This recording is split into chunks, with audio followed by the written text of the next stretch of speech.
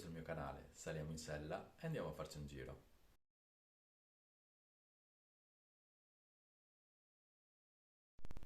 Sempre con me, sempre, mai da solo. Domenica 2 aprile parto da Noale in direzione Jesolo, dove con alcuni compagni di squadra dell'MTB Team Noale andremo ad affrontare la prima tappa della litoranea veneziana. Affronteremo un percorso ad anello di circa 100 km, completamente pianeggiante tra il fiume Sile Piave ed il mare Adriatico. Attraverseremo i luoghi turistici come Cortellazzo, Eraclea, Punta Sabbioni ed attraverseremo campagne e oasi naturalistiche come la laguna del Mort. Ora non ci rimane che salire in sella e iniziare a pedalare.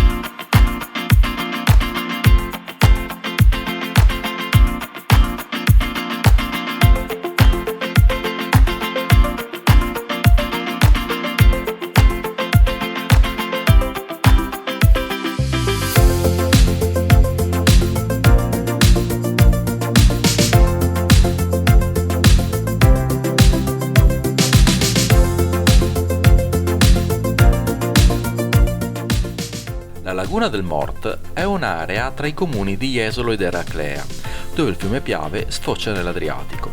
Quest'area si venne a creare dopo una piena del 1935, dove il fiume Piave modificò il suo tragitto sfociando a Cortellazzo e trasformando il vecchio alveo in una piccola laguna, creando un habitat per la flora e la fauna locale.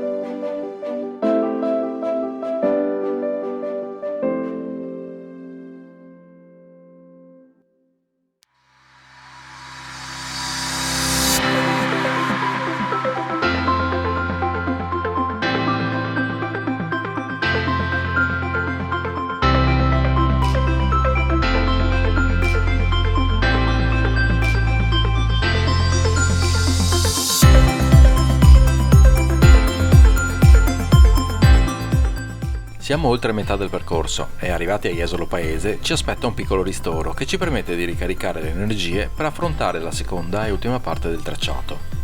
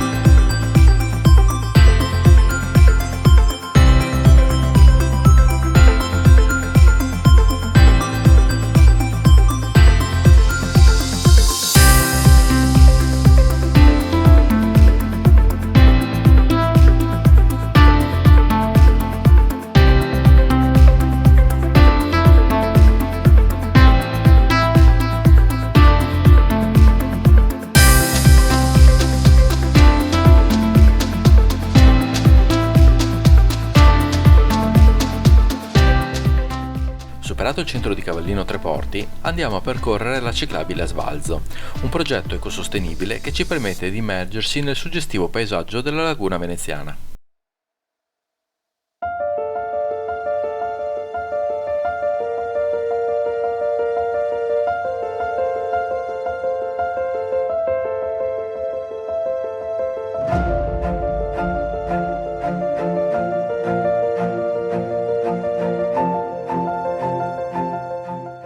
Punta Sabbioni si trova di fronte alla parte est di Venezia. Fino al 1999 faceva parte del comune di Venezia. Con l'istituzione del comune di Cavallino Treporti divenne parte del comune stesso.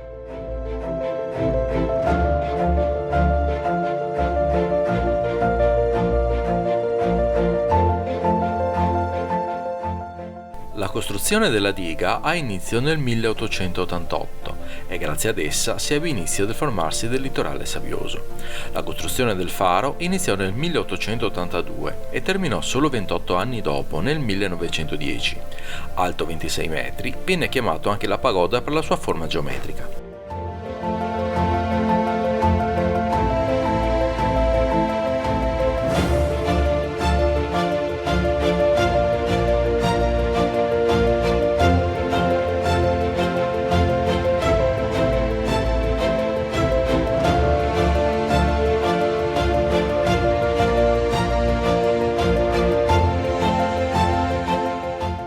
La batteria Amalfi era un avamposto difensivo costiero di Venezia. Durante la Prima Guerra Mondiale serviva a contrastare la marina austro-ungarica, con 2 cannoni in grado di sparare granate fino a quasi 20 km di distanza.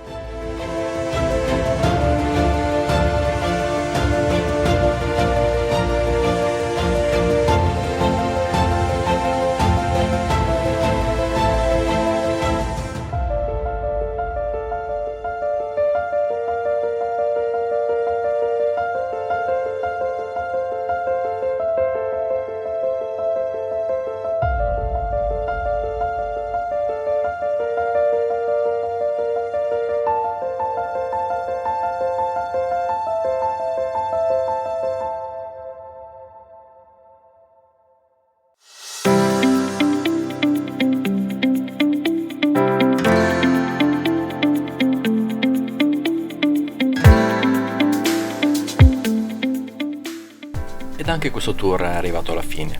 Ricarichiamo le energie mangiando quello che l'organizzazione ci ha preparato e ripartiamo poi per tornare a casa. Adesso non ci rimane che attendere la prossima tappa a Chioggia per un percorso altrettanto avvincente e spettacolare. Se vi interessa la traccia, la trovate in descrizione nel mio profilo Komoot. Se il video vi è piaciuto, mettete un pollice in su e scrivete un commento. Se vi va, iscrivetevi al canale. Ciao, alla prossima!